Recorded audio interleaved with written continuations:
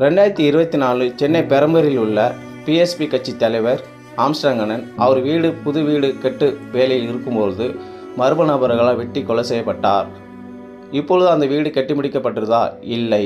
அந்த வீடை பாருங்கள், பாழாகி போய் கிடக்கிறது.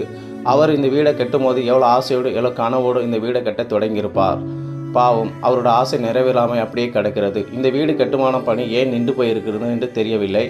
அந்த வீடை கட்ட வேண்டும் என்று நான் ஆசைப்படுகிறேன். அவர் கனவு நிறைவேறும்படி ஆசைப்படுகிறேன். அது மட்டுமல்ல, வருகிற தேர்தலில் பிஎஸ்பி கட்சி தலைவர் சார்பாக அக்கா நிற்பாங்க. அவங்களுக்கு பெரம்பூர் மக்கள் மிகவும் சப்போர்ட்டாக ஆறுதலாக இருந்து அவங்களை ஜெயிக்க வைக்கணும். அவங்களுக்கு நீங்கள் உறுதுணையாக இருக்கணும். அவரோட ஆஃபீஸ் எப்படி இருக்குது பார்த்தீங்களா? களை இளைஞ்சி யாரும் இல்லாத இடமாக இருக்கிறது. இந்த பக்கம்தான் அவர்கள் வெட்டி கொலை செய்து பிரிந்து போன அந்த கொலைகார கூட்டங்கள்.